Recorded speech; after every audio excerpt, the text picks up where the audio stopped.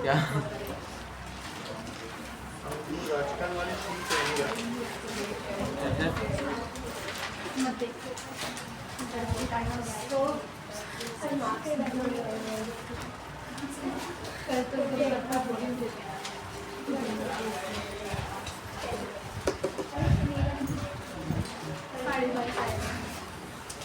First कौन आया? मोनिका में 33 है, कोई है 34, 35 पलक 36 बस मोनिका का सेकंड टॉप। अब तू काउंट तो कर। Mention the name of 3 colors of wire used in household wiring. So, black magnetic effect of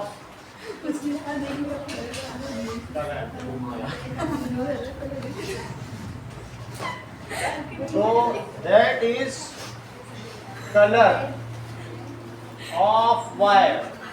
जो ओल्ड कन्वेंशन है वो भी लिखो और न्यू कन्वेंशन, और उसका मीनिंग क्या है, सिंबल। तो ओल्ड कन्वेंशन में रेड चलता था, ब्लैक चलता था और ग्रीन चलता था, जबकि इसकी जगह अब ब्राउन चलने लगा है, इसकी जगह ब्लू चलने लगा है। ठीक है, ब्राउन और ब्लू, जैसे कि ये ब्राउन है तो कुछ लोग रेड भी लगा दे रहे हैं, लेकिन ब्लैक की जगह तो ब्लू हो ही गया है। अच्छा, ग्रीन की जगह क्या हो गया है? ग्रीन भी चलता है और येलो भी चलता है, दोनों ही चलता है। सर ग्रीन एग्जाम में ओल्ड वाला लिखूंगी, न्यू वाला लिखूंगी। किसमें? एग्जाम में ओल्ड वाला कि न्यू वाला? चलते तो सभी हैं, क्योंकि ऐसा नहीं कि जो पुरानी वायरिंग है वो खत्म हो गई है। अब जहाँ पर घर पे वहाँ तुमको ब्राउन की जगह ब्लैक मिल जाए तो इलेक्ट्रिशियन क्या करे? कहीं कहीं 20 साल पुरानी वायरिंग भी चल रही है, तो पता तो होना चाहिए। हमारे घरों में लगी हुई है, सब ब्लैक वायर लगे हुए हैं।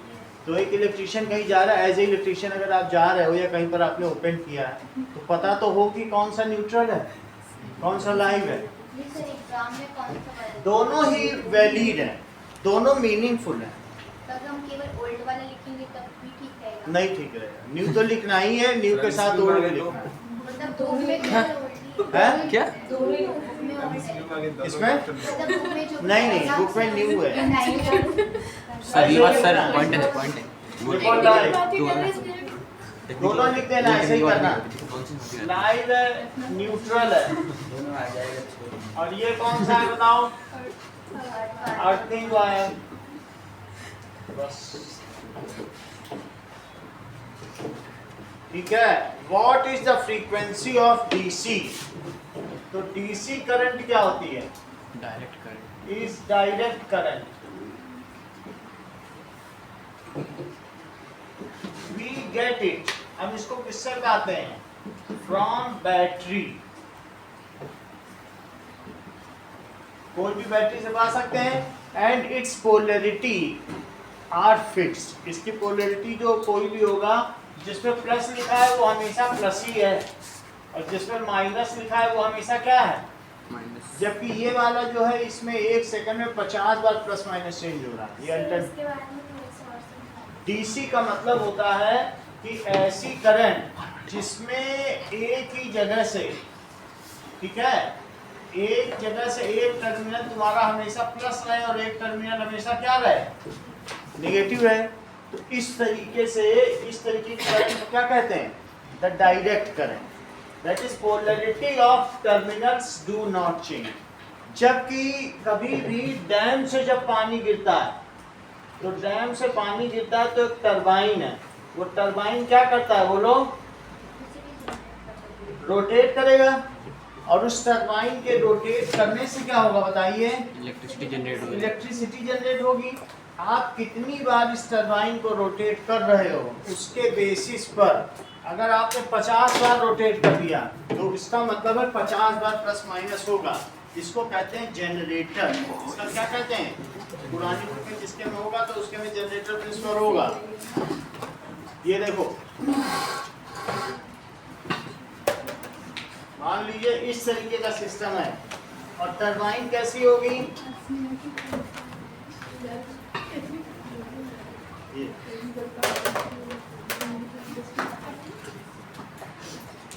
टरबाइन इस तरीके की होगी और इसी पे पानी गिरेगा। अगर हम इस पे पानी गिराएंगे तो क्या होगा,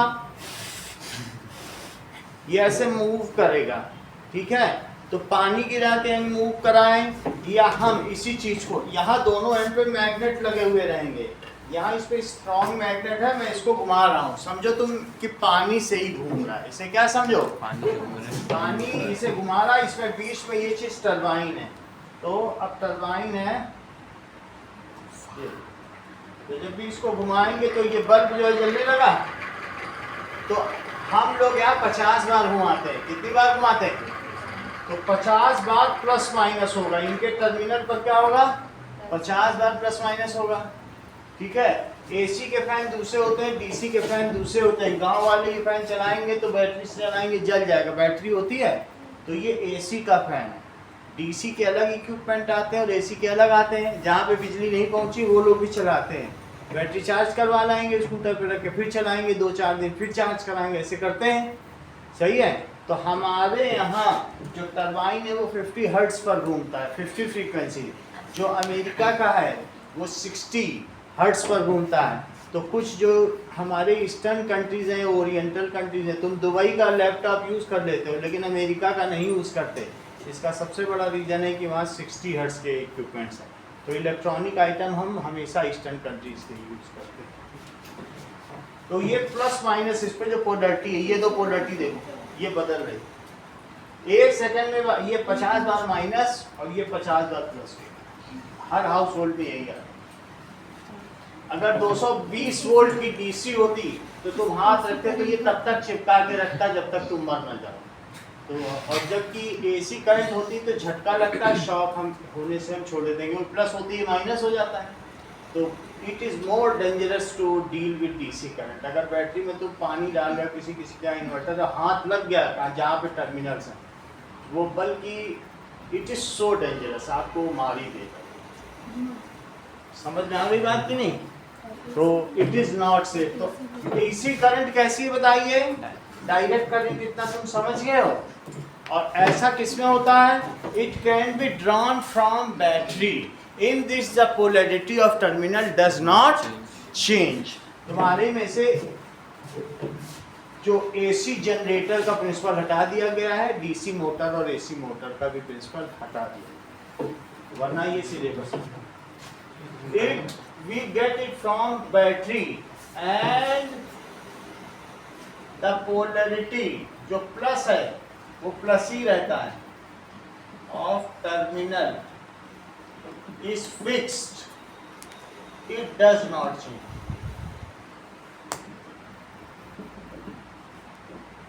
सर ये बैटरी से तो ये ज़्यादा एक्सपेंसिव नहीं होती होगी? हम लोग ये एसी से, ये जो एसी वाली लाइट है, एक इसमें बीच में इन्वर्टर लगा हुआ है, तो जो एसी से किसमें कन्वर्ट कर दे, डीसी में, फिर बैटरी को चार्ज कर ले। तुम भी मोबाइल की भी तो बैटरी चार्ज करते हो, तो मोबाइल की बैटरी है तो वो भी डीसी है, लेकिन तुम चार्ज किससे करते हो, एसी से इसमें लगा के चार्ज करते हो कि नहीं। और बैटरी में तो प्लस माइनस होगा, तो उसके लिए तुम्हारा एडाप्टर है। एडाप्टर भी वही काम कर रहा है। क्या काम कर रहा है बताओ, कि उसमें चार्ज कर दे रहा है, और तुम मोबाइल में वो फिर बैटरी से ही चलाते हो। मोबाइल तुम्हारा डीसी पे चलता है, मोबाइल किस पर चलता है, अडॉप्टर कन्वर्ट करते हैं। हाँ, एडाप्टर कन्वर्ट करता है, it converts AC current into DC current so that your battery gate charge. तो वो एडाप्टर कन्वर्टर है, लेकिन जो एसी से डीसी में कन्वर्ट करे और डीसी को फिर से एसी में कन्वर्ट करे, कभी लाइट चली जाती है तो वही बैटरी काम आती है। तो जो बोथ वे काम करता है उसको इन्वर्टर कहते हैं। तो हमारे एडाप्टर कन्वर्टर है, वो वन वे काम कर रहा है, तो एसी टू डीसी कन्वर्टर है, क्योंकि तुम्हें मोबाइल में तो उसी से चाहिए ना प्लस माइनस, और जो ये चीज़ है ये बोथ नहीं, तो इसलिए इसको कहते हैं इन्वर्टर, जो एक से दूसरे में इन्वर्टर है। समझ में आ गई बात? चलो अब आगे की बात देखो। तो इसलिए इसकी पोलैरिटी फिक्स रहती है। हाउएवर अल्टरनेटिंग करंट किसे कहते हैं वो भी थोड़ा बता दें, एक लाइन का जानना चाहिए आप लोग 10th में वो। तो कौन से एक्सपेंसिव होता है? जो भी हम लोग डैम से बनाते हैं बिजली, एक्सपेंसिव का कुछ नहीं है, it is the energy. Energy एक फॉर्म से दूसरी फॉर्म में बदली जा रही है। आप इक्विपमेंट खरीद रहे हो, उसी एनर्जी को कंजर्व करके बाद में यूज़ कर ले रहे हो, तो एक्सपेंसिव की कोई बात नहीं। आप ये ऐसे कब तक चार्ज कराते रहोगे? It is so tedious. Battery charge कराना मामूली बात है क्या? तो कराओगे भी तो कंटिन्यूअस फ्लो ऑफ एनर्जी तो आपको एसी में ही मिल रही है। तो अभी मैं थोड़ा और बताऊँ तब आप प्रश्न करना। तो it does not change its polarity, इसकी पोलैरिटी फिक्स्ड है। समझ में आ गई बात? It's polarity of terminal is fixed, it does not change with time. तो इस तरीके से इसकी कोई फ्रीक्वेंसी नहीं हुई। इट्स फ्रीक्वेंसी क्या हुई बताओ? जब ये चेंज ही नहीं हो रहा है तो इसकी फ्रीक्वेंसी जीरो हुई कि नहीं? अच्छा, अगर मैं डायरेक्ट करंट की बात करूं और अल्टरनेट करंट की बात करूं तो इस तरीके से इसमें एक ही तरीके का वोल्टेज और करंट आएगी। इस तरीके का अगर ये वोल्टेज है तो वोल्टेज एक फिक्स्ड वोल्टेज है, और जबकि इसका कैसा वोल्टेज होगा? इसका सिनोसाइडल होगा। सिनोसाइडल का मतलब है कि साइन का कर्व जैसा बनता होगा। क्लास 11th में तुम देखोगे कि साइन कॉस फंक्शन तुमने पढ़े हैं, तो उनकी वैल्यू पहले 0 होती है, फिर 90 में मैक्सिमम होती है, 180 पे फिर 0 हो जाती है। 180 अगर देखो तो साइन 180 90 प्लस 90 फिर 0 हो जाती है। तो ये साइन कर्व, इसका मतलब है एक बार एसी प्लस में जाएगा, फिर किस में जाएगा? एसी करंट माइनस में जाएगा, और इसके 50 साइकिल्स एक सेकंड में पूरे। 50 प्लस और 50 माइनस, अगर ये तुम ऐसे से कर लो तो वो कितनी देर में पूरे होंगे? 1 सेकंड में 50 साइकिल्स। बोलो बात समझ में आ गई? और ये फिक्स है। तो एसी करंट क्या होगी? It is alternating current. ये प्रत्यावर्ती विद्युत धारा है, इसे क्या कहते हैं? Alternating current, and we get it. तो ये हम इसको किसने बनाया अल्टरनेटिंग करंट को? तुम्हारी बुक में दिया माइकल फैराडे। तो माइकल फैराडे से वहां के प्रिंस चार्ल्स ने पूछा, Mister Faraday whatever you have done, what is its utility to England? तो उन्होंने कहा what is the utility of a newborn child? नए बच्चे का जो जन्म होता है उसकी क्या यूटिलिटी है? And one day you will see that your country will run on the tax levied on my AC generator current. और वही आज हो रहा है, जो बिजली का हम बिल दे रहे हैं उसी से देश चल रहा है। तो समझ में आ गई बात कि नहीं? कितनी बड़ी बात उन्होंने बताई कि एसी करंट समझ लें। एसी करंट किससे मिलती है बताइए? It is received by turbines which run on hydroelectric dam। इतना तुम समझ में आ गया जैसे अभी हमने करके दिखाया। तो एसी करंट का क्या मतलब है पलक? That is alternating.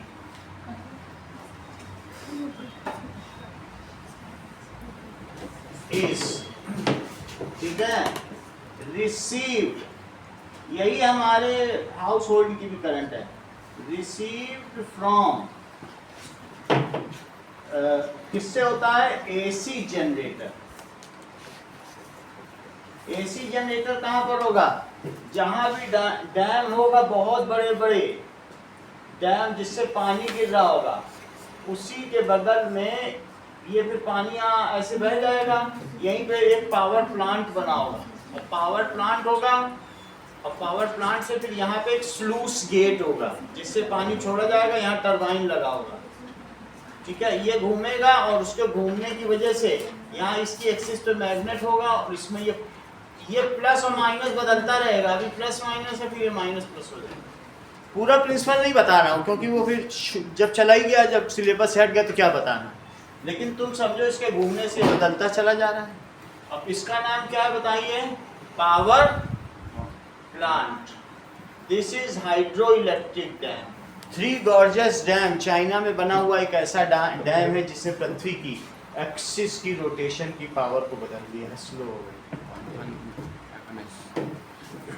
तो इसको कहेंगे हाइड्रो इलेक्ट्रिक डैम। तो ये तुम्हें समझ में आ गया कि कैसे रन करता है। और इसका क्या नाम बताओ? टरबाइन। ये घूमे, वो टरबाइन और ये पावर प्लांट है, ये एसी जनरेटर। यहाँ पे क्या लगा हुआ है? तो ये received from AC generator, AC generator में होगी। AC generators are deployed in hydro electric power plant. कहाँ पर होंगे? और उनकी फ्रीक्वेंसी क्या होगी? Generators are installed in hydro electric power plant. ठीक है, हाइड्रो इलेक्ट्रिक पावर प्लांट में होंगे।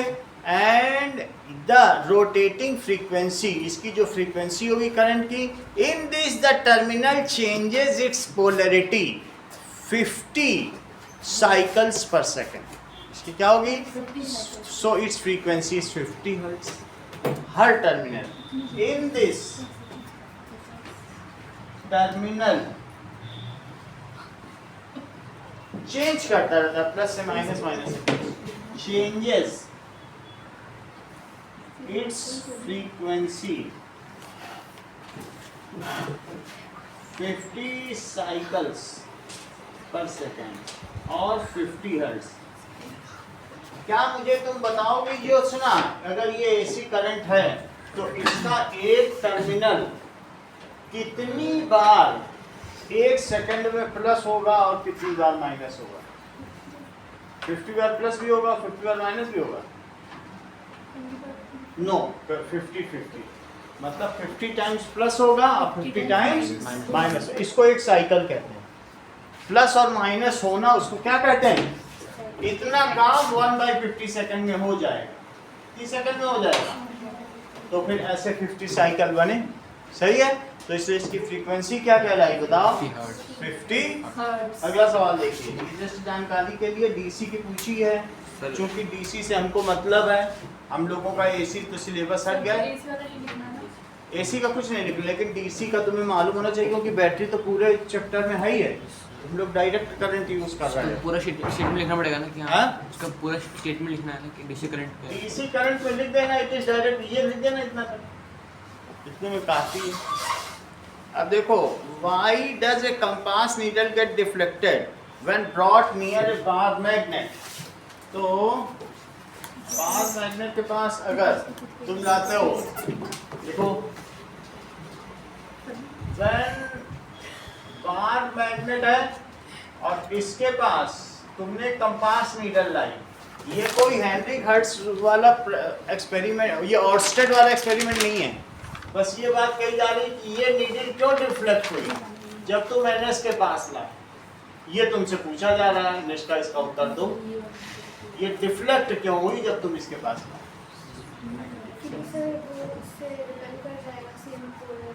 हमको नहीं पता रिपेल करेगा क्या अटैक करेगा, तुम जवाब दो। जवाब पूछा जा रहा, जवाब दो, बोलो।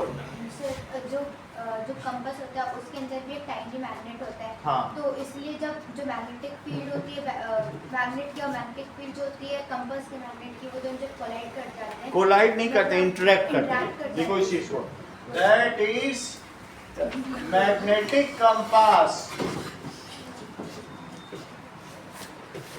Has suspended tiny bar magnet, उसमें भी तो होती है bar magnet, which is free to rotate. वो क्या है? Which is free to rotate when it comes in proximity of, proximity का मतलब समीप, in proximity of bar magnet, इसके पास ले आए, then the magnetic field of both interacts with each other and hence the needle of bar magnet get deflected. Then magnetic field of both interacts with each other. So, ठीक है, इस वजह से magnetic field needle of bar magnet detectors.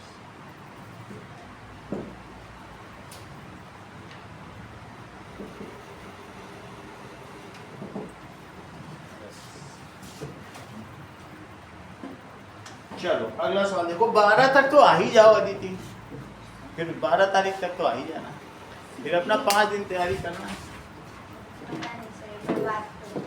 बात कर लेना उनसे, कुछ ले दे के सेटल हो जाए मामला। सो मैग्नेटिक नीडल ठीक है। चलिए बस अब इसकी एक और क्लास लेंगे, उसके बाद से हम फिर सब मैथ कराएंगे, कोई दिक्कत नहीं।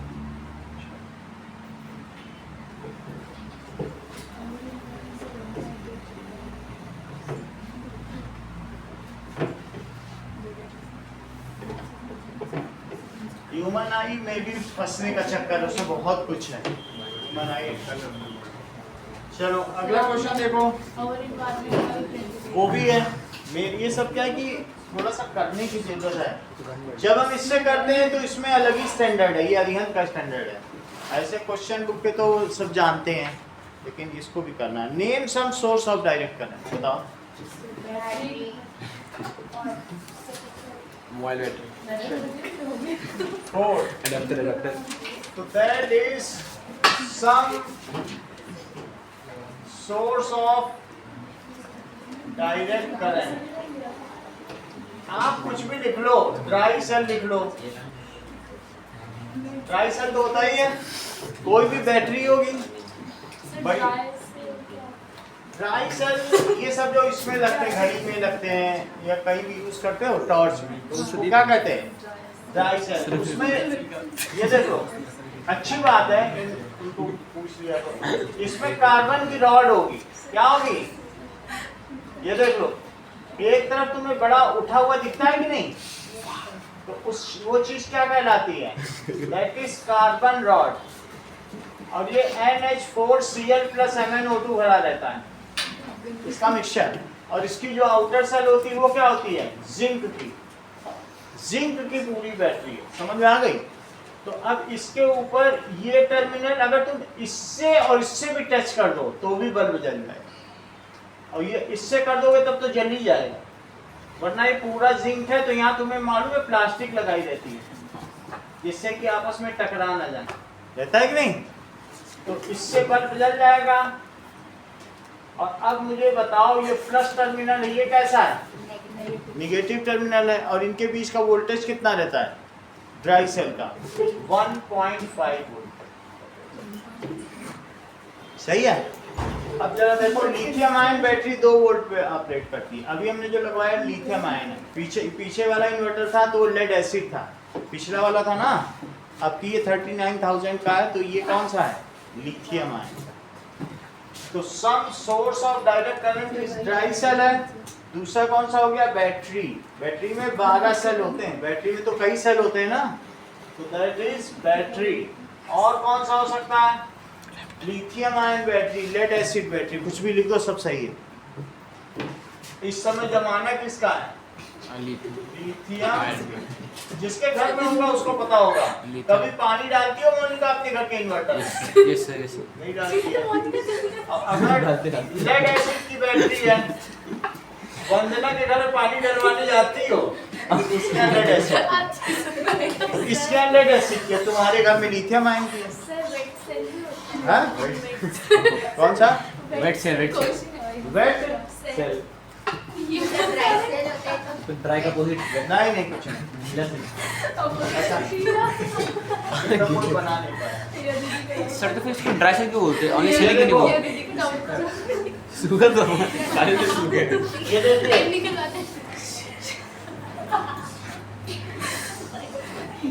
दैट इज जिंक और दिस इज कॉपर। इसको ग्लास में रखा गया और इसमें सॉल्यूशन भर दिया गया।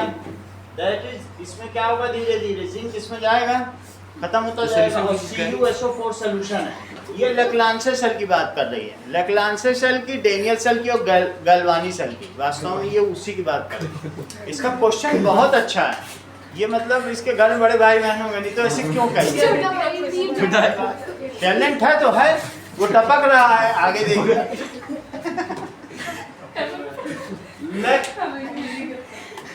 लांसे सेल, ये लांसे सेल है, देख लो।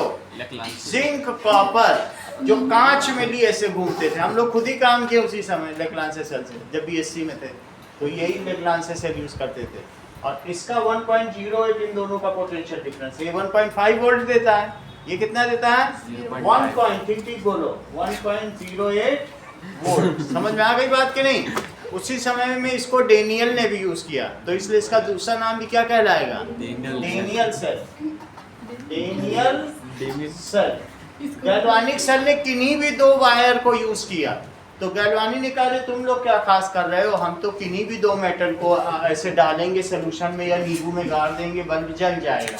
तो इसलिए M.A. गैल्वानी उन्होंने सारे सेल की खोज की। उन्होंने कहा any two different material if these are embedded, दो पिन डाल दो, एक कॉपर की और एक आयरन की, और उससे एलईडी बल्ब जलाओ, घर में नींबू में आलू में डाल दो, जलाओ। यही चीज इसमें हमारे में इलेक्ट्रोकेमिस्ट्री यही तो बता रही है। ये आलू में डाल डाल के जला रहा है, तो ये देखो कहने के लिए बोल रहा कि मैं साइंटिस्ट बना हुआ। आलू है, अरे कुछ नहीं, आलू नींबू डाले हुए सब, नींबू में डाल दिया, देखो सब इसमें है। तो ये 8th क्लास का है, 8th वाले देखते हैं सब। तो ये जो कह रही है इसी को आयुषी वेट सेल कह रही है, क्योंकि इसमें सोल्यूशन भरा। अब तुम समझ गए कि उसी के चेंज करने के लिए ड्राई सेल। इन्वर्टर में ऐसे होता है, इन्वर्टर में लिक्विड फ्लूइड भरा हुआ है, वो ड्राई सेल तो है नहीं, वो भरा हुआ है उसके सोल्यूशन। ठीक है, अगला देखो। तो ड्राई सेल इज यूज किसमें यूज किया जाता है? दैट इज इन टॉर्च में, वॉचेस में, इन सब में यूज किया जाता है। और इसी तरीके से मरकरी सेल किसमें यूज किया जाता है? घड़ियों में। बटन सेल देखा, जो बटन टाइप होते हैं, एक सेल लगा दो, उसको कहते हैं बटन सेल। घड़ियों में उठा के नहीं लगा देता, एक छोटा सा। Wrist watches. सही है, चलो अब आगे देखिए। Mention the name of phenomena used for producing current. Sir mobile में कौन सी बैटरी होती है? मोबाइल में लिथियम आयन, इसीलिए तो चाइना नंबर 1 था। अब हमको लिथियम मिलने लगा है, बहुत जगहों से लिथियम हम पाने लगे हैं, मलेशिया से भी बातचीत हो गई है कहीं कैसे, और इसी तरह ताइवान देने लगा है। इसलिए भारत इस समय मोबाइल में नंबर 1 है। पहले चाइना था, बैटरी का ही था। लिथियम पूरी दुनिया में 80% चाइना में। अब अगला देखो, mention the name of phenomena used for producing current in a coil due to relative motion between a magnet and a coil. बताओ ये कौन सा फिनोमेना है? बताइए। Electromagnetic induction. फिर से समझो, हमने पहले करवा के दिखाया है ना आप लोगों को, कि पास में लाते थे तो बल्ब जल जाता था कि नहीं? याद है ना? ये सब इधर रखा हुआ है। इसमें हम लोग जब इसको घुमाते थे तो मैग्नेटिक कॉइल के पास, ये वाला, ठीक है, रोटेटिंग मैग्नेट है, इसमें ये लगा देते थे तो ये बल्ब जल जाता था। ठीक है कि नहीं? तो इट इज, यही क्वेश्चन पूछा जा रहा है आपसे।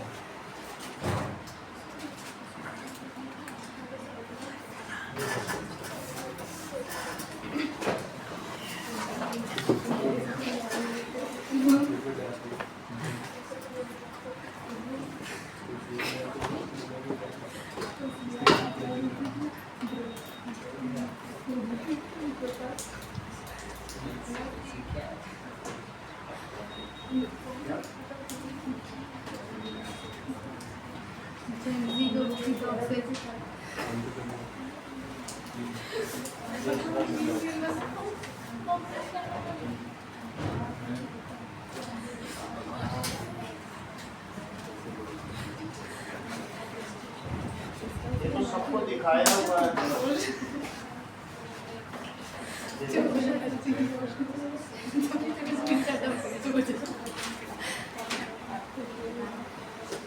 देखो ये चीज है, इसको पकड़ो, इसके पास लाना, टच नहीं करना, बस पास लाना, बल्ब जल जाएगा।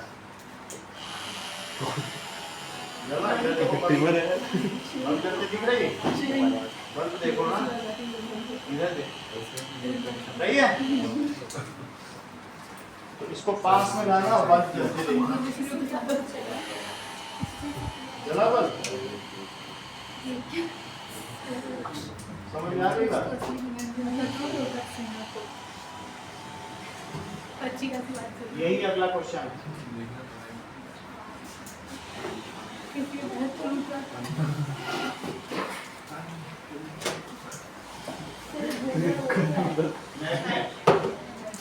अच्छा आप क्वेश्चन पढ़ो या क्वेश्चन से सीधी आंसर। और इसमें पूरा कॉइल है लगाया मालूम है? देखो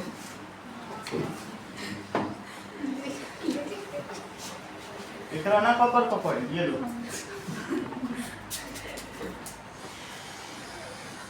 पास लाओ थोड़ा बस। चुका देंगे तो क्या होगा? नो फिर वो फंक्शनल टूट जाएगा। क्या है? इसके अंदर कॉपी है। सही है, समझ में आ गया ना सबको? क्या करती है?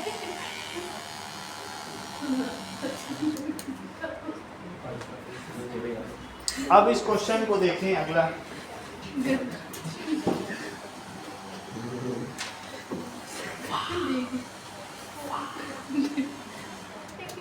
चलो आगे की बात करो, इस प्रश्न को आप लोग देखें।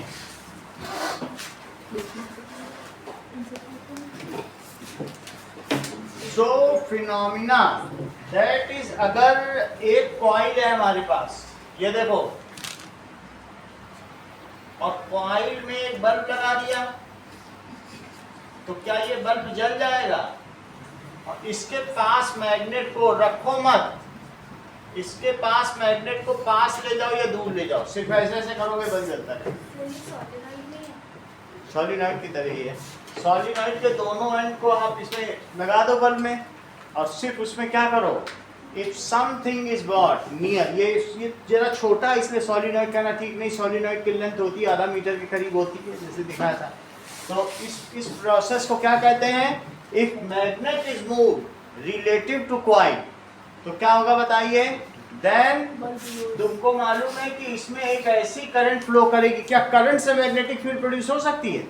राइट हैंड से। तो करंट ऐसी चलेगी कि ये नॉर्थ बन जाएगा, कहेगा दूर भागो हमसे, हमारे अंदर की जो नंबर ऑफ फील्ड्स है उसे बदलो मत। इसको कहते हैं इनर्शिया प्रिंसिपल। क्या कहते हैं? इनर्शिया। तो ये अगर तुम नॉर्थ इसके पास ले जाओगे, नॉर्थ लाओगे, तो बोलो ये कैसा इसमें करंट फ्लो करेगी? अगर मैं इसको सॉलिनॉइड की तरीके से ऐसा बना दूं तो शायद तुम लोगों को ज्यादा समझ जाए। ऐसे बना लो तो बताओ, अगर इसमें से होगा तुम्हें पता चल रहा है, ऐसे करो तो कैसी करंट फ्लो करेगी? ऐसे बना दिया तो बताओ, अगर इसमें ऐसी करंट फ्लो करे तो ये नॉर्थ न बन जाए? तो नॉर्थ बन के कहेगा कि तुम मेरे अंदर और ज्यादा फील्ड प्रोड्यूस अगर करोगे तो मैं नॉर्थ बन के तुमको काट दूंगा। मेरे अंदर जो फील्ड लाइन जा रही है कि बस उतनी ही जानी चाहिए। तुम अगर सो रही हो, तुमको मम्मी जगाए तो भी विरोध करोगी, और जबरदस्ती सुनाए तो भी विरोध करोगी। इस चीज़ को इनर्शिया प्रिंसिपल कहते हैं। समझ में आई बात कि नहीं? जड़त्व का नियम। तो इसके अंदर जो फील्ड लाइंस जा रही थी तो वो चाहेगा कि और जाए कि ना जाए? ना जाए। तो इसलिए ये उल्टा अब ऐसी फील्ड लाइन प्रोड्यूस करेगा नॉर्थ बन के कि इसको कट कर दे। देखो कट कर रहा है कि नहीं? एक्स्ट्रा लाइंस को कट कर दे, कहेगा जितनी जानी उतनी जानी। और अगर तुम नॉर्थ दूर भगाओगे तो साउथ बन जाएगा, कहेगा अरे अरे फील्ड लाइंस तुम कट क्यों कर रहे हो मेरे अंदर से, उतनी जानी चाहिए। तो बार बार तुम आगे पीछे करते रहो और ये एक अल्टरनेटिंग करंट की डिवाइस बना देगा। समझ में आई बात की नहीं? तो इस चीज को क्या कहते हैं कि विद्युत चुंबकीय प्रेरण, इलेक्ट्रोमैग्नेटिक इंडक्शन। इलेक्ट्रोमैग्नेटिक, इनका आपस में प्रेरणा हो रही, म्यूचुअल इंडक्शन। इस प्रोसेस को क्या कहेंगे बताइए? Electromagnetic. कितना ये लोग खुश होकर के पढ़ रहे हैं Monika Bandana. It is so good to see them, so happy to read it. ना अब जरा देखिए, ये अपने आप में बहुत बड़ी बात है। छठा सवाल, the wire in the figure below, इन्हीं से ही हर चीज पूछनी चाहिए, is being moved downward through the magnetic field, so it produced induced current। अब ये वायर नीचे जा रहा है, तो अब मुझे बताओ what would be the effect of moving the wire at high speed, ठीक है। तो इनके बीच में क्या बताइए कि देख लो कि तुम लोगों ने मैग्नेट हो गया और करंट, इस चीज को छोड़ो, छठा सवाल छोड़ो, क्योंकि तो फैराडे का ये राइट हैंड थंब रूल है। जैसे तुमने फ्लेमिंग्स लेफ्ट हैंड रूल देखा है, Yes, तो sir. ऐसे ही Fleming's right hand thumb rule है, वो हमें आगे लागू नहीं करना, सर, एक में वो करंट के प्रोड्यूस करने के ऊपर है। 6th क्वेश्चन नहीं करना। फिफ्थ में डायग्राम। समझ में आई बात कि नहीं? समझो इस चीज को। 6th क्वेश्चन में क्या है कि करंट कैसे प्रोड्यूस होती है, इस पर भी नियम है, और उसका भी है। तुम्हें ये बात मालूम है FBI, Yes, sir. हाँ, ये मालूम है? अगर राइट हैंड रूल लगाओगे तो फिर से FBI लगाओ कि फोर्स, मैग्नेटिक फील्ड और इंड्यूस्ड करंट। बताओ किधर फोर्स लग रहा है, क्या वायर नीचे जा रहा है? चेक करो उसमें, देखो उसमें देखो निष्का, नीचे जा रहा है वायर। अच्छा ये बताओ कि मैग्नेटिक फील्ड किधर है? ये देखो फोर्स नीचे, F बीच वाली उंगली B, ऐसे क्यों? F ये वाली उंगली क्या B होती कि नहीं? Foreign bureau of investigation. तो जो भी आप कहना है, चाइल्ड को तो करंट बोल दो। अब ये I कहता है करंट को, तो बोलो कि उसमें किधर से किधर करंट फ्लो करेगी वायर में? राइट हैंड का लगा दो, किधर करंट फ्लो करेगी? ये देखो, ठीक करो, ये ऐसे करो ना, ऐसे। ये उंगली है ना तुम्हारी, ऐसे क्यों नहीं लगी? हो गया हो गया। अब सीधी करो आप। ठीक है, तो इस तरीके से राइट हैंड रूल लगता है। समझ में आ गया? राइट हैंड रूल क्या बताता है कि ये उंगली है, ये उंगली है, ये उंगली है, these are the two fingers। ये देखो, तो ये चीज है। बोलो बात समझ आ गई? इसे कहोगे फोर्स, फोर्स का मतलब मूवमेंट ऑफ वायर। इसे क्या कहोगे? B, और इसे क्या कहोगे? Induced current. इसे क्या कहोगे? Induced current. तो तुम क्या मुझे इसी राइट हैंड को लगा के मुझे बता सकते हो कि कौन सा इसमें करंट प्रोड्यूस होगा? ये चेक करो, कितना खुश होकर पढ़ी है, आगे देखिए। That is S M। आज जाता चाहे पीने ये देखो, ये अच्छा, इसके चारों तरफ एक कॉइल है, ये कॉइल है। तो बताओ ये कॉइल अगर नीचे गिर रही है तो नीचे फोर्स है, फोर्स नीचे रखो, फील्ड इधर रखो। ऐसा अपने हाथ से करके दिखाओ जरा, फोर्स नीचे रखो, फील्ड किधर रख रही हो? बीच वाली उंगली, फील्ड इधर रखो। हाँ, अब ये देखो कितना अच्छा कर रहे हो। इसका हाथ को तुम लोग टेम्पलेट मानो, टेम्पलेट। हाँ, ये देखो नीचे है F B, B देखो, और I किधर है? I देखो ना, तो यूं तरफ। हो गया। ऐसा ही कर रही है, इसका ठीक कर रही है, बहुत अच्छे। तो हो गया। B कहाँ है तुम्हारा?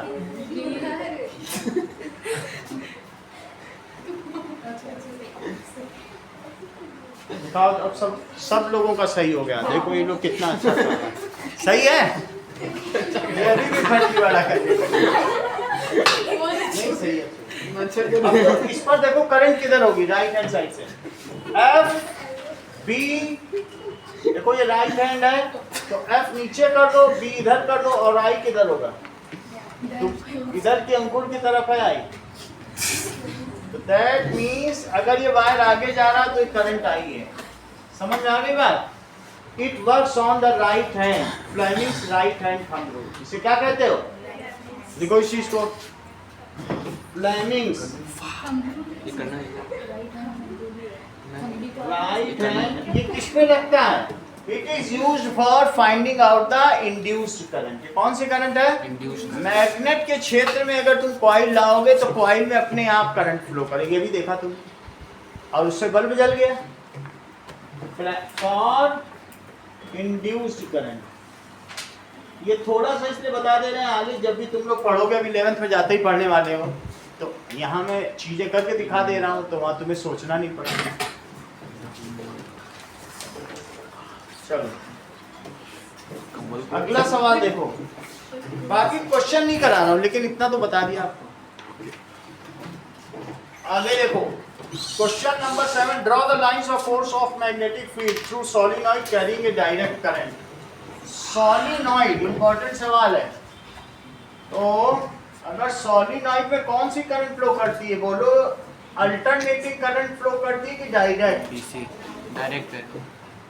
तो तुम सोलिनॉइड बनाओ, और सोलिनॉइड बनाने के लिए सबसे अच्छा तरीका है, एक सिलिंड्रिकल रॉड बना लो, ऐसे रॉड बना लो हॉलो।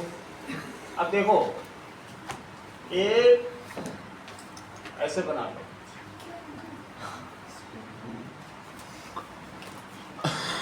और इसी को ये ले आओ। बोलो बात समझ में आ गई? वायर की रैपिंग तो तुम्हें समझ में आ रही ना कि कैसे गई होगी? फिर से समझो, यही वायर पीछे से होके यहाँ पे मिला होगा, तभी तो ये आगे बढ़ा होगा, फिर ऐसे आया होगा, है ना? पीछे वाला में नहीं सोचना है, हम बस ये देखें कि नीचे से आया होगा, तभी तो फिर से आएगा। अब सिर्फ तुमको ये बताना है हमको राज, कि मान लीजिए एक सोलिनॉइड है, तो इसका नॉर्थ किधर होगा, साउथ किधर होगा? नॉर्थ सर लेफ्ट में होगा और साउथ राइट। जब इसमें करंट फ्लो करी तो ये ऐसा हो गया, और ऐसा होने की वजह से नॉर्थ लेफ्ट हो गया और साउथ राइट हो गया। इसको हम लोगों ने मैग्नेटिज्म से भी करके देखा है, हमने सोलिनॉइड आपको दिखाया था जब चैप्टर कराया था, बड़ा सा सोलिनॉइड। अब इसमें फील्ड कैसे बनाओगे? ऐसे ऐसे 5 लाइन बना लो। तो ये वाली लाइन सीधी कर देना, ये वाली ऐसे, और फिर ये वाली ज्यादा डायलेट। ऊपर ये नहीं कि सेम डिस्टेंस नहीं होनी चाहिए।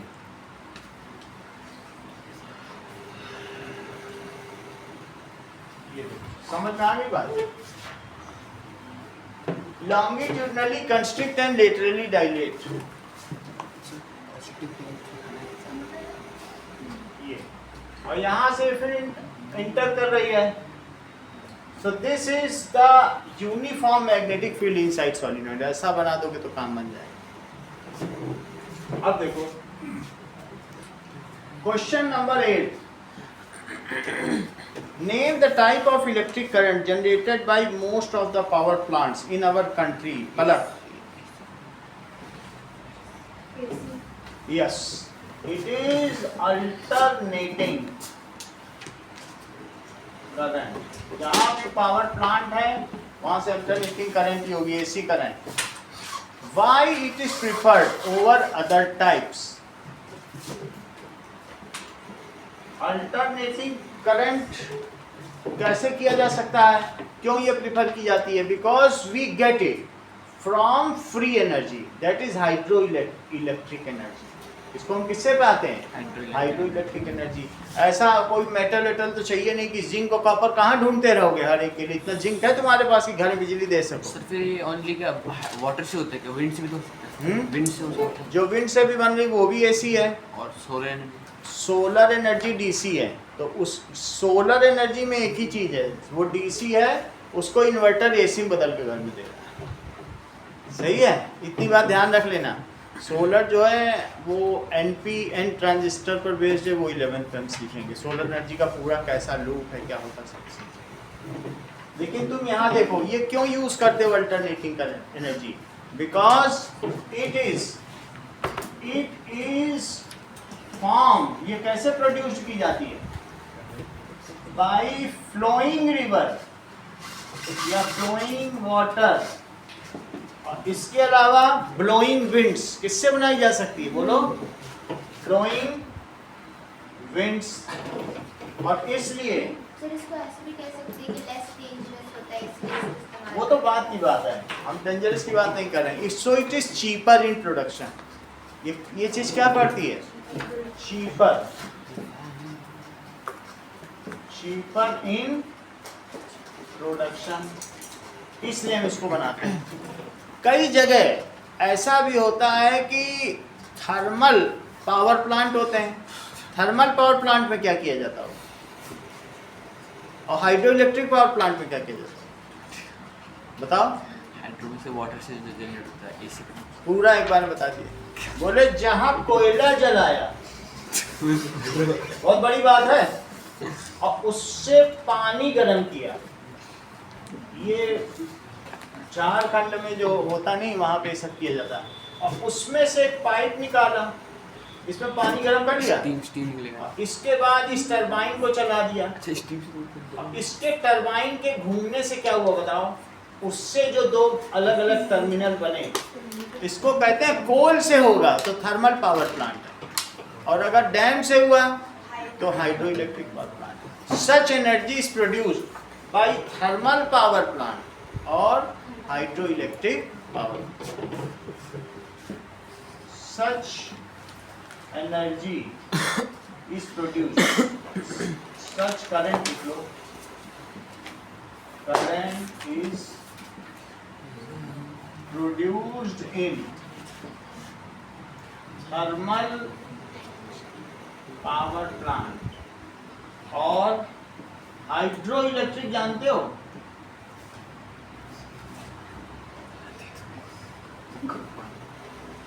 ऐसे 7 ऐसे प्लांट थे जियो थर्मल एनर्जी, लेकिन वो तुम्हारे में से चैप्टर हटा दिया कोरोना की वजह से। अब see that is why it is preferred over other type. तो ये क्यों प्रिफर की जाती, चीपर है। मुख्य रीजन तो क्या है, चीपर है, सेफ्टी पर्पस के लिए। इसको इको फ्रेंडली भी कह सकते हैं। चीपर है, यही कहा जा सकता है। व्हाई विंड वाटर इससे तो इको फ्रेंडली हो गया। इको फ्रेंडली हो गई, और इसका ट्रांसपोर्टेशन कॉस्ट भी कम आता है। ठीक है, मैं एक दो और डिफरेंस दिखा दूं। Why AC is preferred over DC by government?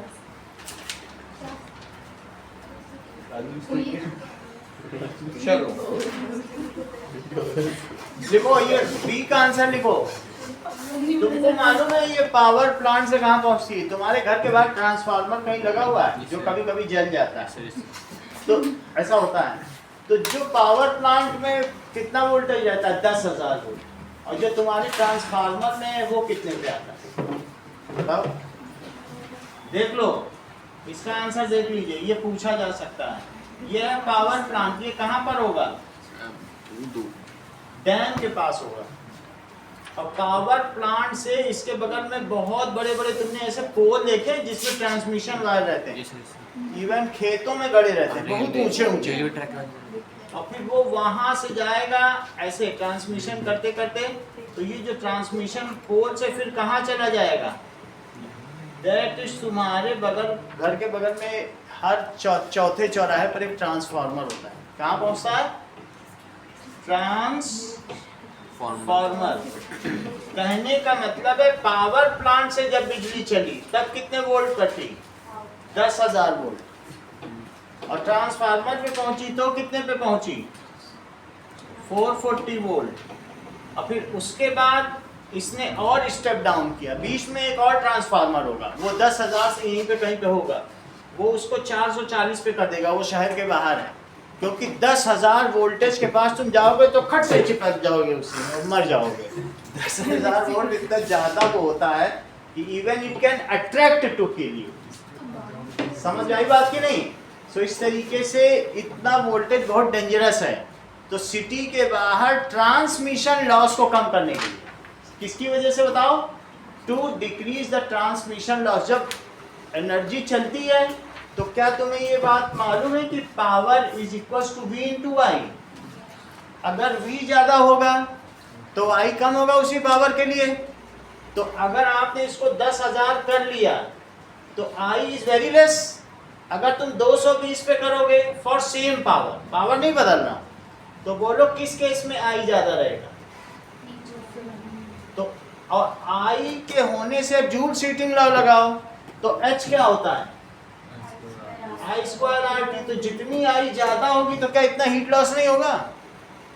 Government तो वो इतना रख देती, कहती पावर तो वही भेजना ही है हमको सब जगह, सब ये पावर में तो चल रहा है 10 वाट 20 वाट के लिए सब चलाने तुमको, तो वो पावर सेम पावर भेजने के लिए पहले हाई वोल्टेज रखती है, और उसको एक शहर से दूसरे शहर, डैम कोई यहाँ थोड़ी ना है, बहुत दूर दूर होते हैं डैम, तो वहाँ से तुम्हारे घर तक वो पहुँचा देती है 10,000 वोल्ट पर, और शहर के बाहर फिर उसे एक स्टेप डाउन ट्रांसफार्मर कुछ इस तरीके का होता है।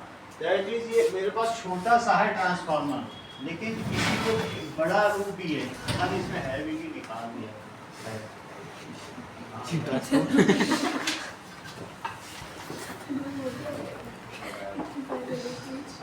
चलो ये छोटा ट्रांसफार्मर कहीं पड़ा होगा, बच्चों ने देखा होगा, ये पोस्ट वॉल का ट्रांसफार्मर ऐसे ही होता होगा, जैसा चित्र बना ढूंढ लूंगा मैं कहीं, किसी जगह मैंने रख दिया। ऐसे रखा होगा किसी जगह, ऐसे देख के डाल देंगे, नहीं वो बड़ा भी होता है, लेकिन स्टेप अप और स्टेप डाउन तुम्हें समझ में आई कि नहीं? स्टेप अप ट्रांसफार्मर भी होता है, जो वोल्टेज को बढ़ा दे उसको क्या कहते हैं? स्टेप अप ट्रांसफार्मर, और जो घटा दे, तुमने कभी स्टेप अप सुना है? तुमको यहाँ पे जो वोल्टेज मिल रही है वो कितनी मिल रही है? 440 नहीं मिलती है, 440 यहाँ आई, फिर ये ट्रांसफार्मर बदल के कितने तक दे देता है? 220 वोल्ट। तो ये अब तुम्हारा घर है, और इसमें ये जो फैन चल रहा है ये 220 वोल्ट पे चल रहा है। बोलो बात समझ आई? ये भी ट्रांसफार्मर, इसने क्या किया? ट्रांसफार्मर इसने क्या किया बोलो? 10,000 वोल्ट को किसने बताइए तुम्हें जूल हीटिंग लॉ समझ में आ गया? आई हम क्यों कम रखते हैं, तो तुम वहां लिख देना 10,000 से इस पे किया, इसने फिर और कम किया। अगर इंडस्ट्री में भेजा जाता है तो 440 वोल्ट भेजा जाता है, इंडस्ट्रियल एरिया है ना, वहाँ बड़ी बड़ी मशीन है, वहाँ 220 वोल्ट पे नहीं चल पाएगा। लेकिन फिर भी पलक का कहना ठीक था कि सर ये 160 ही दे रहा है, हमको 220 नहीं दे रहा है, इसीलिए इनके घर में फ्रिज में भी स्टेबलाइजर है, वो स्टेप अप कर देता, 160 से 220 ले। जगह जगह इन्होंने अपने घर में स्टेबलाइजर लगा रखा है हर चीज के लिए। तो एसी में भी लगते हैं स्टेबलाइजर, लगे हमारे घर में हर एसी पे लगा हुआ है। समझ में आ गया? तो स्टेप डाउन और स्टेप अप समझ में आ गया? जो वोल्टेज को डाउन कर दे वो स्टेप डाउन है, लेकिन घर में तो तुमको 220 वोल्ट चाहिए, 160 से काम चलेगा क्या? तो इसलिए स्टेप अप। ये सब चल जाएंगे, फ्रिज टीवी खराब होगा, फ्रिज पे तो सबके स्टेबलाइजर होगा ही, तो वो स्टेप अप है। अब हम लोग क्वेश्चन पढ़े तो कुछ समझ में आए। क्या लिखा है बताइए कि क्वेश्चन नंबर 8 में सेकंड क्या आंसर में देने जा रहा हूं, बताओ। To decrease the transmission loss we use AC current. DC current को स्टेप अप और स्टेप डाउन नहीं किया जा सकता, इसको लिखवा दो तो तुमको पता चल जाए। ट्रांसमिशन, एक जगह से दूसरी जगह जब ऊर्जा भेजते हैं तो बहुत सारी ऊर्जा का विकिरण हो जाता है, उस क्षय को रोकने के लिए हम प्रत्यावर्ती धारा का प्रयोग करते हैं। बोलो बात समझ में आ गई कि नहीं? इसको लिख लें, थोड़ा थोड़ा तो समझ में आ ही रहा होगा, नहीं नई चीज है, आपको जस्टिफाई करके बता रहा हूँ। लिखो इस चीज को सिलेबस में। अब ये चीज हो, अब ये अल्टरनेटिंग करंट है, तो इसमें इन्होंने क्या पूछा है, which type of current is generated. थोड़ा सा ही मैं बता रहा हूँ, आप समझ, ज्यादा चक्कर में पढ़ नहीं रहा हूँ, बट ये कॉमन चीज है जो हम लोग यूज कर रहे हैं। तो व्हाइट इज प्रिफर्ड, तो लिखो टू डिक्रीज। मैं जो सिलेबस के क्वेश्चन है वही आपसे करने को कहूँगा, ऐसा नहीं फालतू नहीं कराऊंगा, लेकिन जान तो लो। To decrease transmission loss.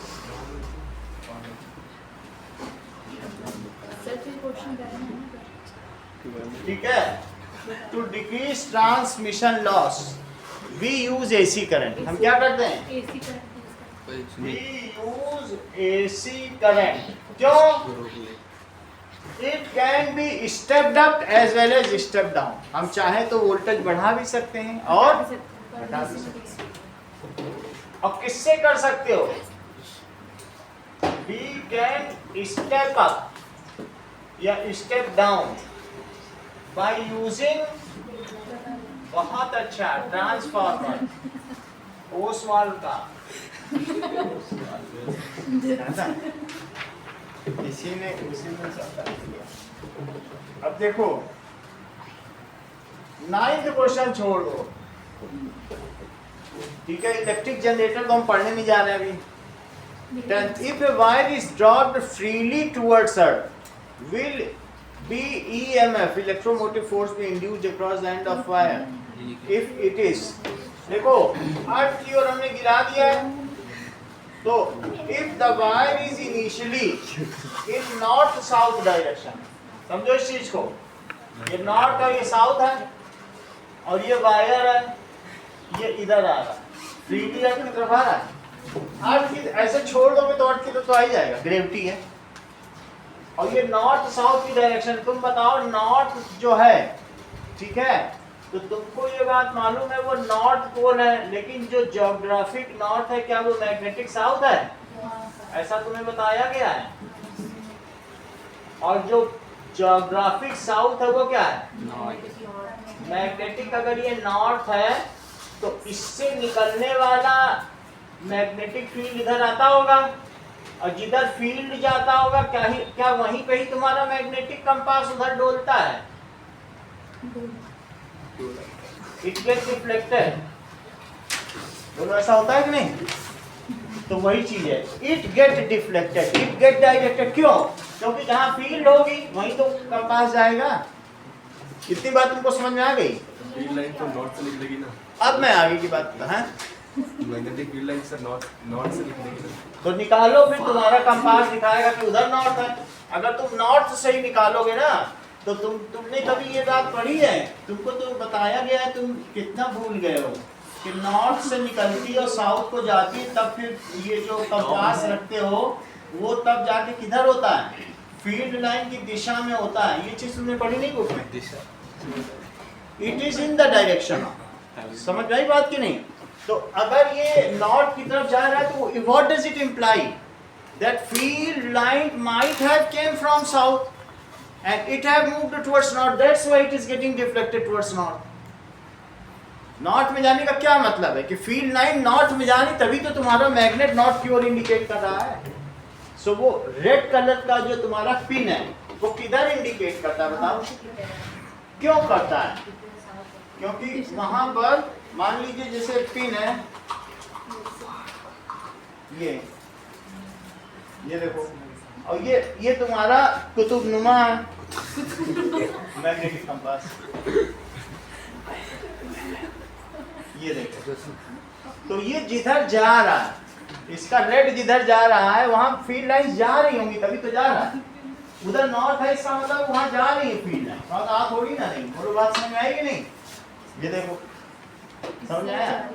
इधर जा रही है, तो जिधर जा रही हो उधर ही फील्ड लाइन जा रही है। इतनी बेसिक चीज तुमको समझ में आ गई कि यहाँ से आती है। हो सकता है तुमने वो क्लास मिस की हो, नहीं तो मैंने बहुत डिटेल में वो क्लास आपको बताई थी। एक क्लास आपकी मिस हुई है। तो ये मैग्नेटिक, और ये एस का क्या मतलब है? Geographic south. बहुत अच्छा, जॉली फुली पढ़ रहे हैं। और दैट इज ज्योग्राफिक नॉर्थ। बोलो इतनी बात समझ में आई? अगर समझ में आ गई है तो ये वायर गिर रहा है, सही है। Now this wire is falling, तो तुमको क्या बताना है कि इसमें चार्जेस किधर चलेंगे? बताओ, चार्जेस किधर चलेंगे? बोलो बोलो। तो इसमें ईएमएफ का क्या मतलब है? ईएमएफ तो मैं बता ही दूंगा। ईएमएफ बताने के लिए इस पेन का कैप मिलना चाहिए, कैप ही नहीं मिल रहा है।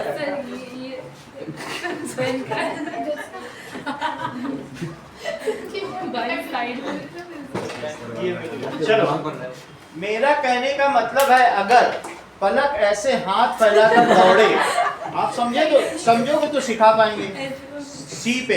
तो क्या इसके इस उंगली से और इस उंगली के बीच में एक तार लगा के बल्ब जलाया जा सकता है? मैं सिर्फ ये प्रश्न पूछ रहा हूँ आपसे। यस, यही चीज यहाँ। ये देखो, ये पकड़ ली तुरंत। जो तेज है हाथ कंगन को आरसी क्या है, पढ़े लिखे को फारसी क्या, वो पकड़ ली तुरंत, बहुत बड़ी बात है। अब समझो यही चीज यहाँ लागू हो रही है। पलक नहीं, निष्का भी दौड़।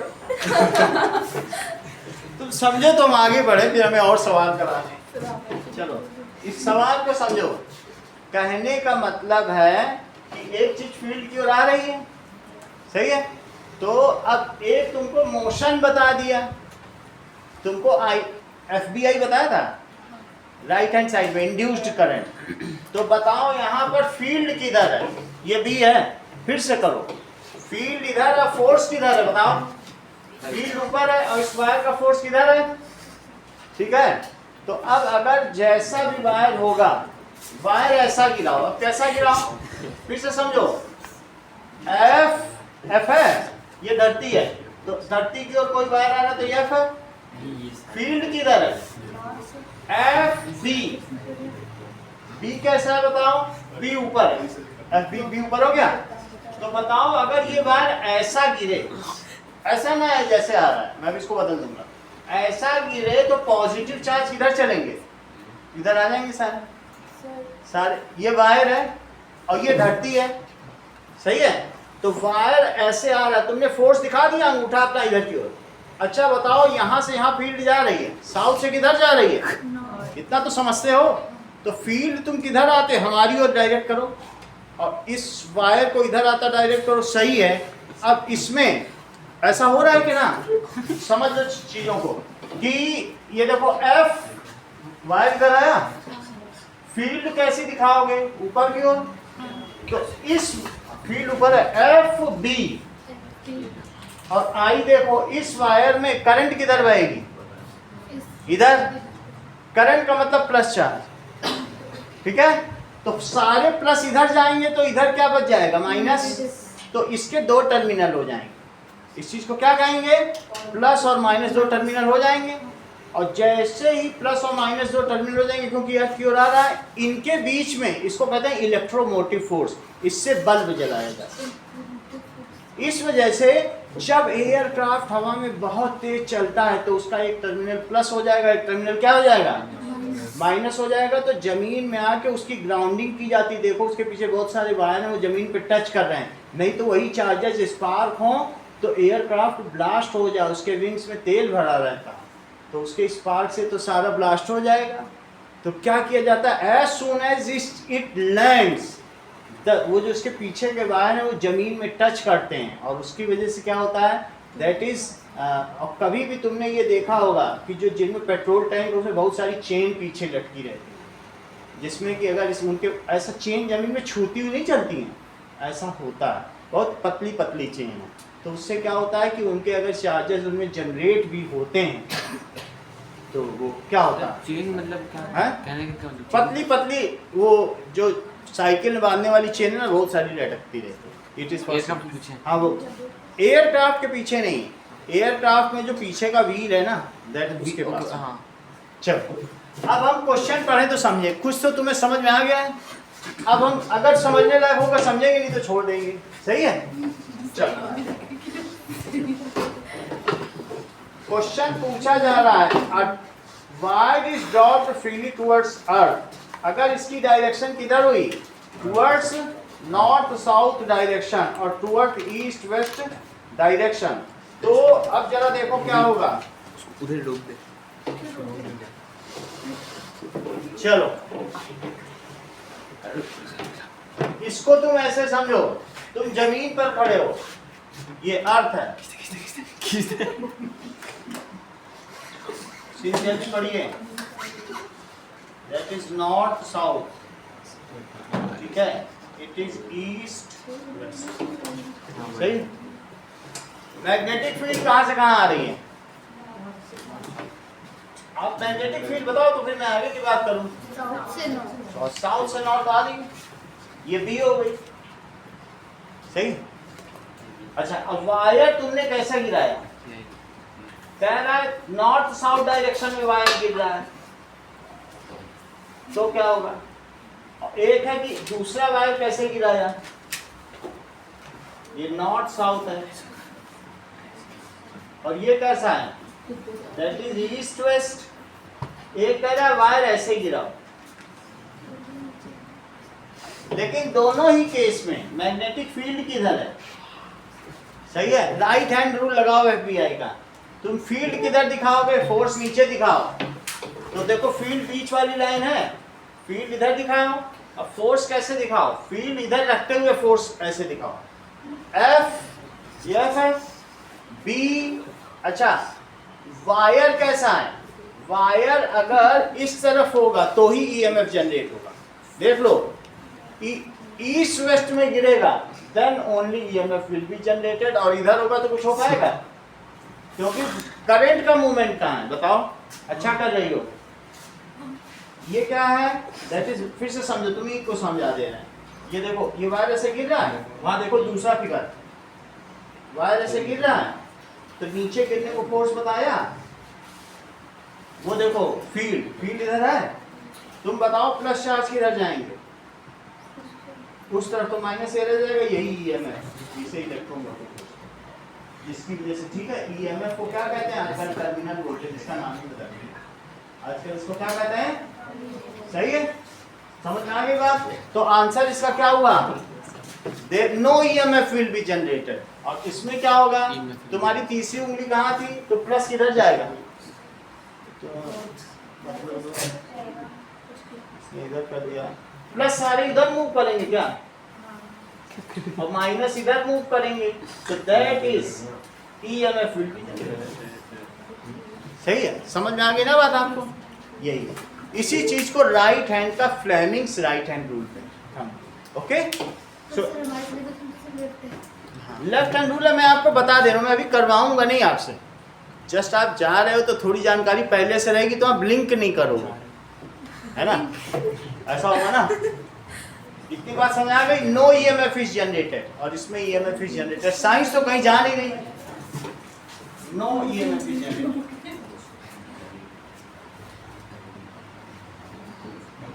और ऐसा किस रूल से किया गया बताओ? That is EMF is generated. अगला सवाल देखें। It is by Fleming's right hand thumb rule. Okay? Fleming के दाहिने हाथ का नियम, Fleming's right hand thumb rule। अगला सवाल देखिए, बहुत सारे तो मैं कटवा ही दूंगा। चलो, जस्ट एक जानकारी के लिए कि हाथ फैला के अगर हम घूमें तो करंट के थ्रू लीड जा सकता है, लेकिन हमें ईस्ट वेस्ट डायरेक्शन वायर लिया, बल्ब जलता रहेगा और धावा को एथलीट दौड़ते रहो, तो फिर तो ऐसे एयरक्राफ्ट जनरेटर से वैसे सब चकित हो जाए, है ना? ऐसा किया जा सकता है। सर एयरक्राफ्ट जनरेटर हो गया इलेक्ट्रिसिटी। एयरक्राफ्ट में बहुत कुछ होता है, ग्राउंडिंग सिस्टम, वो उसको बहुत ग्राउंड करता रहता है। कई चीजें हैं, जब अपने पापा से पूछना तो डिटेल बता देंगे, हम लोग तो इसका ध्यान रखते ही थे, 23 साल तो हमने ध्यान रखा है। अब आपको राइट हैंड रूल भी कहेंगे, क्योंकि क्या Fleming's right hand thumb rule भी कह रहे हैं, तो राइट हैंड थंब रूल तो थंब मैक्सवेल का था। राइट हैंड रूल है ना, वो लेफ्ट हैंड रूल था क्या? थंब वर्ड हटाओ दोनों में से, Fleming's right hand rule, thumb नहीं है, तो तीनों ही उंगलियां थंब काम है नहीं, वो भी हटाओ, पीछे भी जो तुमने लिखा था। देखो ये कितना अच्छे से हंस रही, इतना कौन हंसता है? अगला देखो, she so jolly, blood circulation अच्छा कर रही है। जॉलीनेस है इसमें तो है। सर वो ब्लड सर्कुलेशन अच्छा कर रही है। अगला देखो, ये जॉल पी के आई इसीलिए जॉली है। अगला देखो, ब्लड प्रेशर अच्छा रखती है। यह जॉली LLB देखी होगी। Why is pure iron not used for making permanent magnet? अगला देखो कि describe how permanent magnets make electrically. State 2 examples of, ये important question है। So permanent magnet को प्योर आयरन से क्यों नहीं बनाया जाता बताइए? Pure iron or soft iron, ये कैसे होते हैं बताओ? Soft iron. If magnet is made from that, then the magnetic strength retentivity, they have very less retentivity. उनमें रिटेंटिविटी का मतलब समझते हो कि 4 बार उसको ऐसे पटकोगे तो उसका जो नॉर्थ साउथ है सब गायब हो जाएगा। तो हमें क्या चाहिए बताइए? एल निको। क्या चाहिए? एल निको। जो बाजार से हम लोग खरीदते हैं, आप लोग भी मैग्नेट जरूर खरीदे होंगे 10th में हो, तो एल्यूमिनियम, निकिल और कोबाल्ट और प्लस आयरन। आयरन तो जरूरी रहेगा। तो हम लोग एक एलॉय का मैग्नेट खरीदते हैं। किसका खरीदते हैं? It is made of alloy. इसका क्यों नहीं खरीदते हैं? So if magnets are made from pure iron, magnets are made from pure iron, तो क्या होगा? दैट उनका एक अपना दैट इज अल्टीमेट टेम्परेचर होता है जिसको क्राफ्ट टेम्परेचर कहते हैं। उस टेम्परेचर पर जाकर वो अपना मैग्नेटिविटी तुरंत लूज कर देंगे। अगर तुम गैस पे मैग्नेट रख दो आग पे, तो अल्टीमेटली उसके सारे जो डोमेन होते हैं ना, वो एक अलाइन में वो बिखर जाएंगे। तो वो कितना ऊंचा है तो वो मैग्नेट उतना अच्छा माना जाएगा। जल्दी नहीं बिखरना चाहिए ना। तो मेरा कहने का मतलब है फ्रॉम प्योर आयरन से नहीं बनाए जा सकते। क्यों? एज दे हैव, इनमें क्या होती है? Less retentivity. दो अलग अलग चीजें हैं। एक तो ये रिटेन नहीं कर पाता, तुमने सिर्फ सॉफ्ट आयरन से बना लिया। सॉफ्ट आयरन का मतलब वंदना तुम समझती हो? सॉफ्ट आयरन का मतलब है कि नेल अगर यहाँ पर मारा जाए तो मारते मारते मुड़ जाए, टूटता नहीं है। नेल टूटता नहीं है, वो सॉफ्ट आयरन। और जो एक होता है नर्म लोहा और एक होता है ढलवा लोहा, that is cast iron. Cast iron से ज्यादा आप लोग जानते होंगे, ऐसे ढलवा लोहा से। जिससे कास्ट आयरन में क्या होता है? 0.5% कार्बन डाल के मशीन बनाई जाती है। क्या कभी तुमने मशीन गर्म होते होते पिघलते हुए टेढ़ी मेढ़ी होते देखा है? वो मुड़ मुड़ आ जाए, हलवा टाइप हो जाए, फिर उसी तरह से हलवा प्रोडक्ट निकालने लगे तो कोई खरीदेगा? वो मर जाएगी, टूट जाएगी, क्रैक हो जाएगी। लेकिन मजाल है कि अपना शेप चेंज करे। कहीं का कोई शेप चेंज होगा बताओ? तो मशीन किससे बनाई जाती है बताइए? That is made from. और नेल किससे ठोके जाते हैं? दैट इज सॉफ्ट आयरन के अंदर कहीं ना कहीं वो चलता चला जाए। ऐसे ही तो होता है कि नहीं? तो सॉफ्ट आयरन की लेस रिटेंटिविटी। दो चीजें तुमको बताई, एक तो है कि वो रिटेन करे, और एक है कि अगर मैं उल्टे मैग्नेट रख दूं। उल्टे मैग्नेट का मतलब है जैसे नॉर्थ साउथ से मैंने बनाया, और मैं अब ऐसा एक बदमाशी भरा काम करूं कि इधर नॉर्थ से निकल रही है फील्ड, देखो नॉर्थ से फील्ड निकल रही है और किधर जा रही है? साउथ की ओर जा रही। तो मैं ऐसा करूं, इधर नॉर्थ लगा दूं, इसके बगल में एक ऐसा मैग्नेट रख दूं जो इसी की फील्ड को काटे और बड़े स्ट्रांग वाला। तो उसको कहते हैं कि फिर इससे प्रभावित होकर इसके डोमेन पलट जाए। जैसे एक आदमी ऐसे खड़ा रहा तूफान में और कहीं हिले डुले ना, उसको कोएर्सिविटी कहते हैं। क्या कहते हैं? कोएर्सिविटी का मतलब विपरीत अगर धारा भी आ रही हो या विंड स्पीड हो, वो खड़ा। इसका मतलब if opposite polarity is applied over it then also. एक तो खुद ठक ठक करने से न बदले, और एक अगर उल्टा भी करूं तो भी न बदले।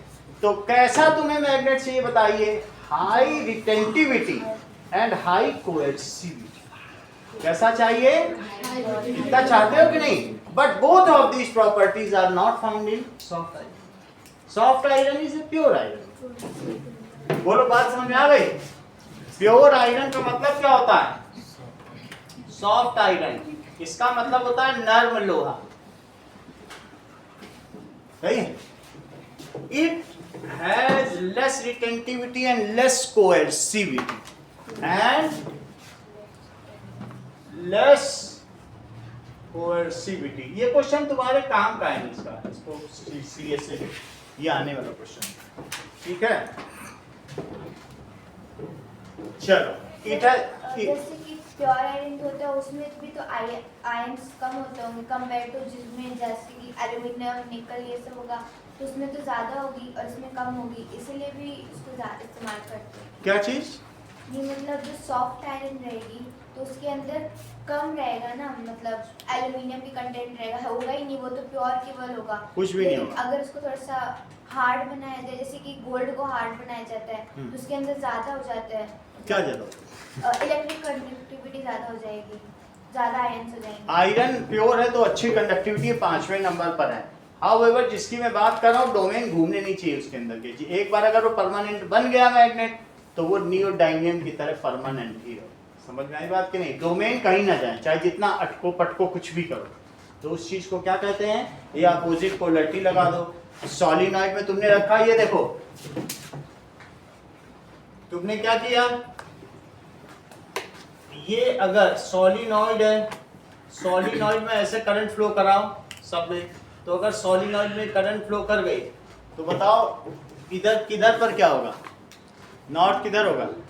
अब इधर इधर नॉट है, कुछ ना करो, इसमें सिर्फ एक लोहे का रेक्टेंगल डाल दो, ये अपने आप नॉर्थ बन जाएगा, साउथ बन जाएगा। सही है, बन जाएगा ना। एक दिन रखोगे, आधे घंटे रखोगे, सभी लोग इसी में सॉलिनॉइड के अंदर रख के तो मैग्नेट बनाते हैं। ये अगला क्वेश्चन भी है कि कैसे ये बनाए जाते हैं इलेक्ट्रिसिटी से, तो सॉलिनॉइड से ही तो बनाए जाते हैं। लेकिन इसी मैग्नेट को अगर तुम निकाल के उल्टा डाल दो तो फिर अब इधर नॉर्थ बन जाएगा, उधर साउथ, पलट जाएगी पोलैरिटी। तो इस चीज को कि अगर तुम opposite polarity, if it is subjected to opposite polarity then also it does not change its polarity, तो उसको कोएर्सिविटी कहते हैं। और बात समझ आई कि नहीं? कि बनाते कैसे हो? इसी में डाल के। कौन सा डालोगे? एल्निको। कौन सा डालोगे? एल्निको डालोगे। नियोडाइमियम भी तुम लोगों को दिखाया है, नियोडाइमियम बहुत स्ट्रांग होता है ना। तो क्या लिखे बताइए? Soft iron. इतनी बात समझ में आया जितना दिखा दिया है। तो हम किससे बनाते हैं? So magnets are made from, किससे बनाए जाएंगे? Magnets are made from, hard iron से नहीं बनाए जाएंगे, दैट इज एलॉयज। इससे बनाए जाएंगे एलॉयज। सिर्फ एक का ही नाम लिख देना, जैसे एल्निको। तो इसमें क्या कहेंगे? Aluminium plus nickel plus cobalt plus iron. पूरी बात समझ आ गई? These are having high retentivity and do not lose their permanent magnetism even at high temperature. Craft temperature पर भी अपना magnetism lose नहीं करते। So they retain magnetism. देखो इस चीज को, retain। अगर तुम वो वर्ड भूल भी जाओ तो ये लिख देना, they retain their magnetic strength. Retain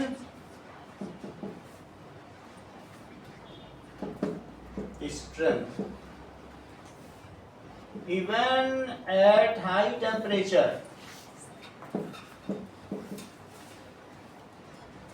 and और किसमें? repeated impact। impact समझ गया ना? उसको बार बार इम्पैक्ट दोगे। अब अगला पार्ट देखो, ये तो तुमको समझ में आ गया कि किससे बनाते हैं, एल्निको का बनाते हैं। हमारे पास जो दिखाते भी हैं मैं सब एल्निको का ही दिखाता हूँ, रखा भी होगा तो एल्निको का होगा। वो कंपनी ही हो गई, कौन सी कंपनी है ये देखो, एल्निको कौन सी कंपनी का है? एल्निको। उसने कंपनी ने अपना नाम एल्निको रखा है। तुम लोग भी इसी का ही लाते होगे, लांबा इसी का बेच रहा है। सही है? चलिए अब आगे की बात देखो, अगला क्वेश्चन तो देखो। नाउ वाइज तो डिस्क्राइब हाउ परमानेंट्स मेड इलेक्ट्रिकली, कैसे बनाए जाते हैं? That is piece of alloys are put into current carrying solenoid and left for some period. So piece of iron, piece of iron are किस में डाल दिए जाते हैं बताइए? Put inside solenoid and left for some period, कुछ period के लिए छोड़ दिए जाते हैं। ठीक है, अब इसके बाद क्या होगा, left for some period it get converted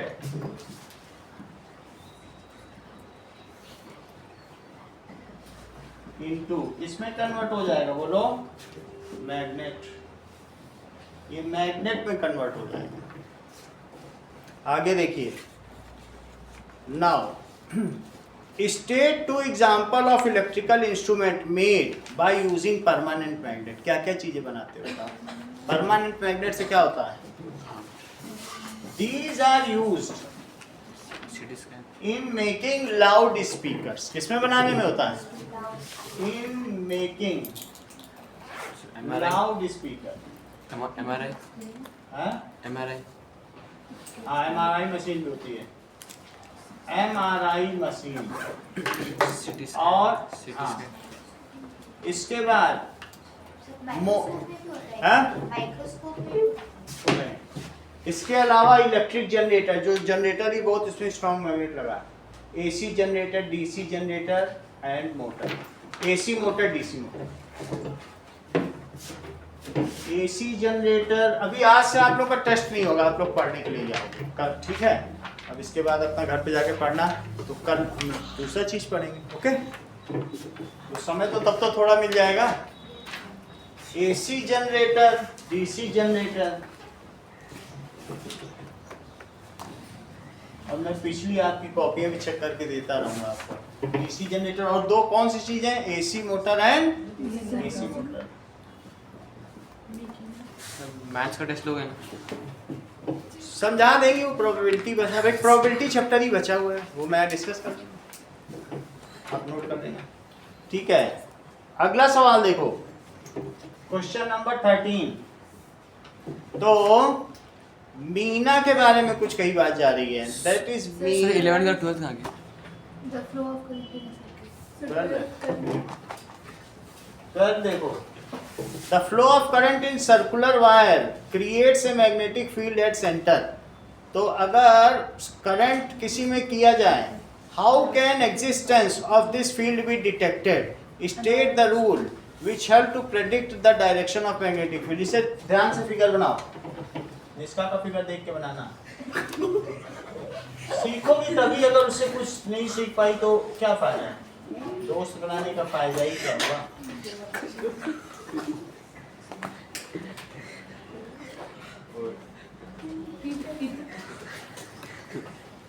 ये देखो, जिसका एक करेंसी होती थी पहले, मालूम है ना? क्लास 8 में नहीं पढ़ा है? हाँ पढ़ाई पढ़ाई कि वो अगर तुमको पलक लेना है तो निष्का की कीमत पे मिलेगा। एक ही क्वेश्चन है दोनों, पलक वेट होता था, निष्का कीमत होती है। नहीं पढ़ा? पालक ये लोग कल पढ़ रहे थे, लास्ट तक एग्जाम दे रहे हैं। चलो अब आगे देखो, अभी दिखा देंगे 8 में, और नहीं तो खुद देख लेना कि केसर पलक में बिकती थी और उसके बदले में निष्का देना पड़ता। ये देखो, याद है, ऐसे कोई नाम नहीं होता है, सबका नाम का मीनिंग होता है। ये करंट ऐसी जा रही है, तो बताओ, थंब रूल लगाओ, थंब रूल लगाओ यहाँ पे। तो थंब रूल लगेगा तो बोलो करंट कैसी जाएगी, ऐसी। एक और बनाओ, थंब अपने आप खुद का देखो, तो कैसा होगा? ये सही है? ये समझ में आ रहा है? ठीक है ना? अच्छा, और आगे हो तो कैसा होगा? इसके आगे तो भी ऐसे होगा। अच्छा, इस पे बताओ, उल्टा हाथ रख के,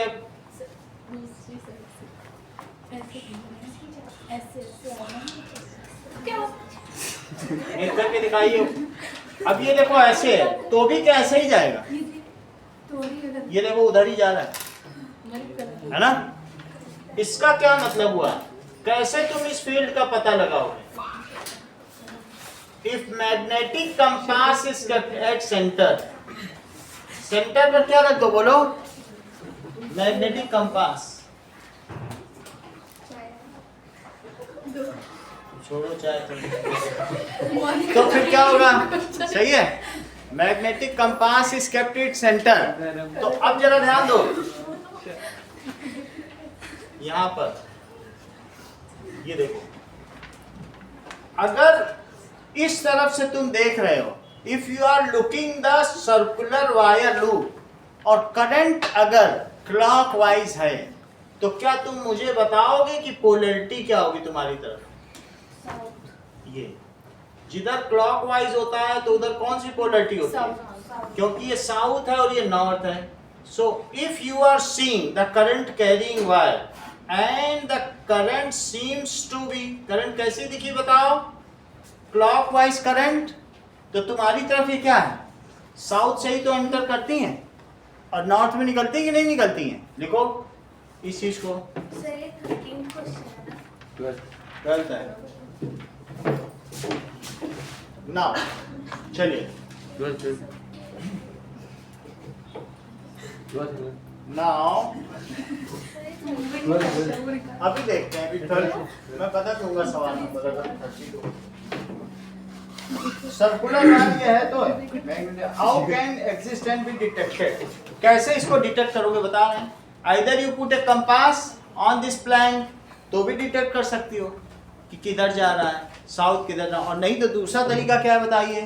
now see the loop, see the loop, circular loop, ठीक है, from at its cross section, कहां पे देखो, जो क्रॉस सेक्शन है उसे देखो।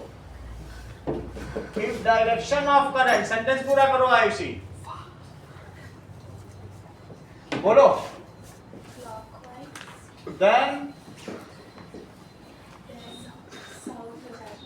then that end is, बोलो, साउथ क्या? फोर, साउथ हो जाएगा, and vice versa, and vice versa, Varsha तो पिछले साल पढ़ती थी। State the rule which helps to predict the direction of magnetic field, यही रूल है। तो ये सब वो सब हम लोग कराने के लिए बताते हैं, लेकिन राइट हैंड थंब रूल वो है कि करंट जा रही है तो फील्ड निकालने के लिए, बस ये लिख दें। मैग्नेटिक फील्ड का डायरेक्शन है ना, इसी से प्रेडिक्ट करेंगे। इसको क्या कहते हैं? स्क्रू कॉर्क रूल या फिर राइट हैंड स्क्रू रूल, ये दो रूल है। राइट हैंड थंब रूल ना लिखना, क्या लिखोगे? Screw cork, right hand screw rule.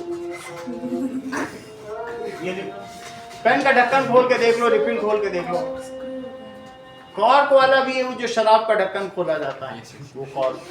इतना ही रखिए आज के लिए। कल से हम लोग मैथ्स तो प्रोबेबिलिटी देख लेंगे और फिर क्वेश्चन आंसर जो भी होंगे। हम तो ठीक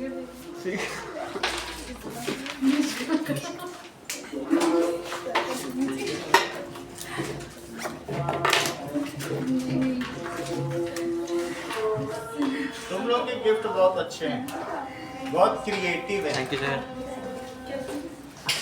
क्रिएटिव गिफ्ट है।